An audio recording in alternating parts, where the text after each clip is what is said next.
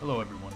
Today I want to make a video to bring awareness to one of my favorite games for the past decade. It's called Age of Pirates 2, and it came out in 2009, and for the past 13 or so years it's been actively modded. And the reason why it's such a good game is because, in my opinion, it is the best sail canon pirate style game there is. A lot of people on the internet, when you ask for a good sailing game, will tell you about Assassin's Creed or naval action, and those games tend to prioritize different things such as land-based fighting, or more arcade style sailing, which this game is guilty of, but it's more towards a serious kind of sailing fighting style. So anyway, you're in the Caribbean, and it's sort of like Mountain Blade, where you have this overhead map, and I'm just going to go ahead and show a Spanish settlement. So here, I'm going to load in, and it translates me from the map to the kind of the actual world, just like Mountain Blade, or is it not Age of Empires, Total War does. And so this is how you move about the world, and then whenever something happens, you kind of break into this view to kind of resolve the conflict. And in this case, since there's no fight going on, I can actually dock at the port or dock at the fort up there. And since I'm with the Dutch 7 provinces, they are not at war with Spain at this point in the game, so they are not going to fire on me, and I can safely go to town. So just like Mountain Blade, you need your upkeep for your ship, and you go to town and you have to gather some supplies for yourself and your ship, and then once you do that, you go out and you fight, and you kind of repeat the process. So really, when you're in town, it's more bookkeeping. So the tavern is used to recruit sailors for your ship, and you can find different training for your sailors. The better trained sailors shoot more accurately, they sail faster, they turn better. You also need things like wood planking, cannonball, extra sail, just medicine, things for your ship, basically. So once you have all your equipment and you're ready to go out, you go back out to your ship, and then you can go out and start fighting people for your country, or you can trade. I mean, it's up to you, but I tend to prefer fighting. And just like in Mountain Blade, you have your character stats along with your companion stats. You can see I'm a level 14, and I have pretty good health and navigation, accuracy, cannons, and of course, there's ways to be more and less efficient. Your companions all specialize in one kind of area, just like Mountain Blade, and so you can have one that's the navigator for your ship, and he has abilities that make your ship move quicker. And you can have your chief gunner, your surgeon, and basically as they level up, they gain skills, but they can also die, so you have to be careful with them. And if you want more companions, you just go to the taverns and you look for one if they happen to be there.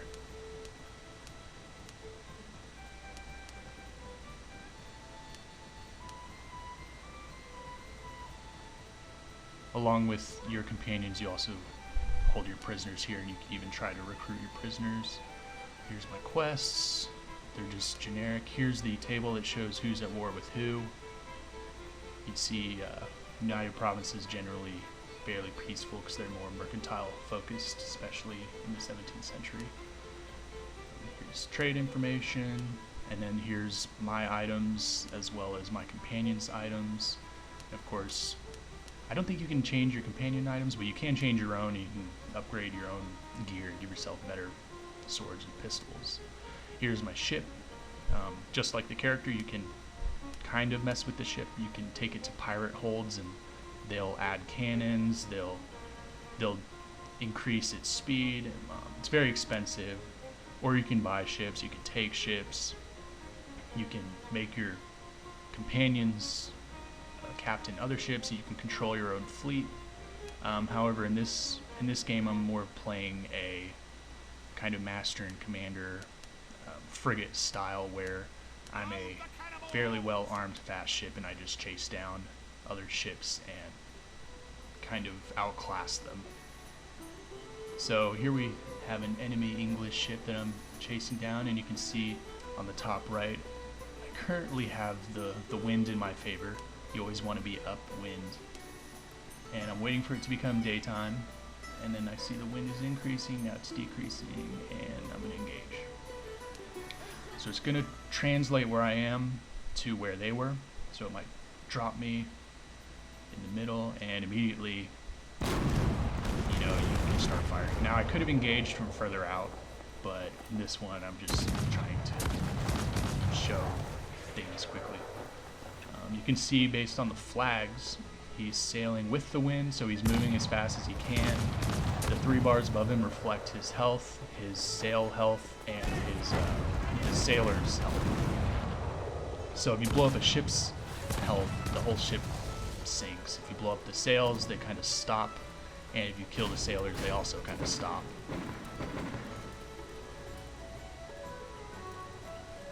So you can see here I'm aiming with my I guess eyeglass or spyglass, whatever, and that controls the general direction of your cannon. You can see the port side cannons are reloading on the top left, and they do take some time to reload. You can adjust things to make them more realistic or less realistic. I have mine kind of in between. I don't want to wait 2 minutes.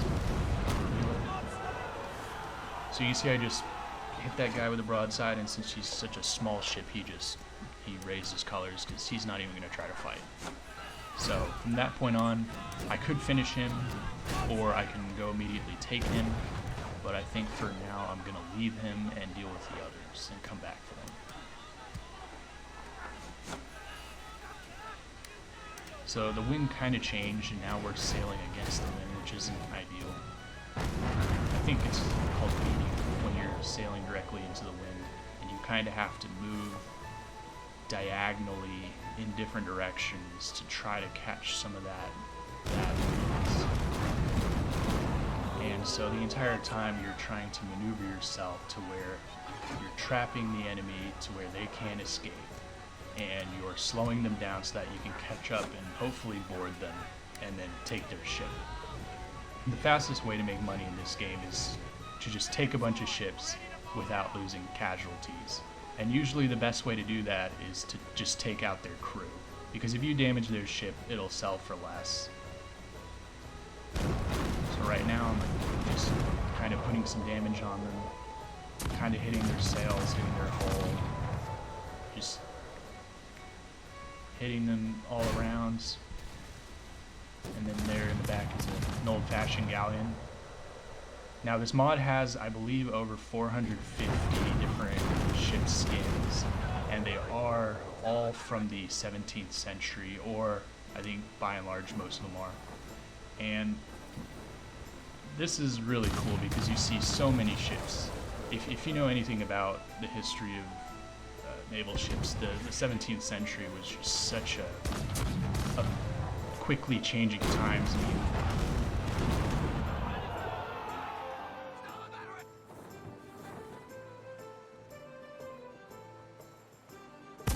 so here I'm trying to maneuver into the stern portion of the ship, and all he can do is fire his rear-facing cannons at me, whereas I can rake him with a full broadside straight through the rear.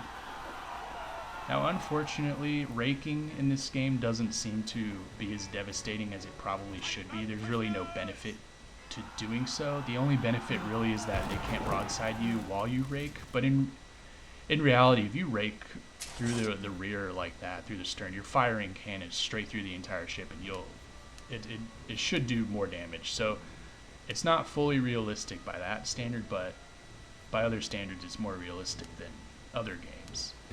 And this ship gave up to me, so here I am taking it. I'm going to remove the captain, take him as prisoner, I'll ransom him. Now I could throw the men overboard, but I'll keep them as captives and sink the ship. Now I could have put one of my companions as captain and, kind of nursed that ship back to port, but this is another video. So I still have some opponents, but you can see now they're all trying to flee. This battle is pretty much over. This isn't a military squadron. And now I'm hitting that guy with chain shot, which disproportionately hits sail more than it does hull.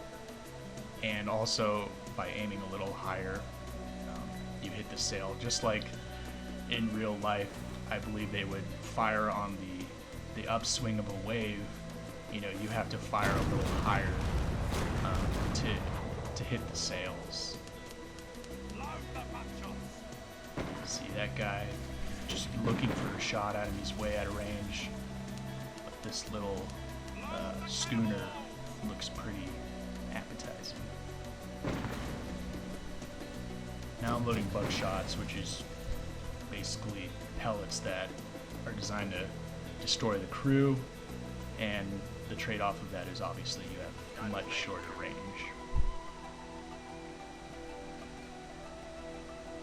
You can also get lucky and hit an enemy ship's magazine, causing the entire ship to blow up, which can blow up other ships near it.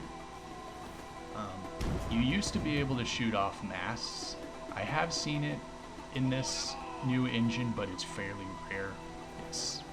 It's considered one of the buggiest features of the original game, so I know it's severely reduced, if not eliminated. But I have seen it in this new engine, which brings up the topic. Why hasn't this game been talked about, or why is it fairly unknown? And I'm just ramming this guy to show you can ram. But this game came out in 2009, and back in 2009, it was already a graphically dated looking game, and it was made by a Russian developer, and this was their third game in the Sea Dogs series, they called it. And basically this series borrowed its main gameplay from Sid Meier's Pirates. They just kind of added this first-person realistic sailing part, and then as the years went on, they just kind of improved it. So by 2009, this genre was so unknown, and everyone would just play Sid Meier's Pirates, or they would end up playing Assassin's Creed, or the contemplated sailing game. I don't remember what it was called. So this, oh yeah, as you can see, I lost my bowsprit. But so this game has never really been talked about, and if you go on the internet and you search like the best pirate game, this game is rarely, if ever, mentioned. Now, if you go onto the Pirates Ahoy forums, that's like a pirate game enthusiast forum. They know about this game, and this is a well-known and respected game. But to the wider audience, this is very niche. And to further the niche, this is a mod for a niche game, and by default the game only has like 100 ships or so. So the mod is fairly essential because it just adds so much. It adds tons of ships, skins, realistic ships, realistic sound effects, more companions, more areas. Oh, his magazine just blew. But yeah, so this new engine is called Maelstrom, and it was created by the makers of this Eras 2 mod when they just got fed up with dealing with the old engine, which was was quite crap. I played on it for a few years, and I remember half the time the audio would just cut out and it would crash. You couldn't alt tab, and this new engine really just brings quality of life improvements that you come to expect. So it's definitely worth getting. The engine itself is $10, and so I obviously got it. And then the mod itself is free. You can still find the old mod that is not on the new engine if you want to play the mod on the old engine, but the mod is heavily outdated. That release is probably a decade old at this point. So if you want the latest version of the mod, you really need the engine. And I really think the engine is worth it anyway. If you're not sure, play the regular game, and if you like the regular game, then go in on get the engine. But really, this game is so unique. How many games have a sailing combat where you have to fight for the weather gauge and move in a way where you can be in a certain arc that your opponent can't hit? And once you do understand the AI, yeah, you can kind of exploit them. You can kind of try to learn how they work. But if you are looking for a challenge, it is always there. You can always find a punitive expedition with 3 warships and see if you can take them down if you're really looking for a challenge. Or you can try to maximize your profit. Or you can try to attack and take a fort and settlement. I mean, really, you can just play however you want to play.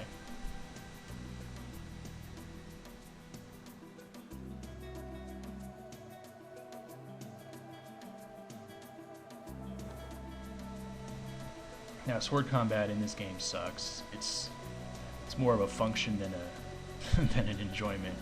So clearly the game is more based on the fun of the sail combat. And this is usually contrasting to other games compared to the Assassin's Creed. The sailing action is so mind-numbingly boring. You just kind of click and click and click, but then when you start fighting with swords, that's really cool. This game is the opposite. The sailing is the good part.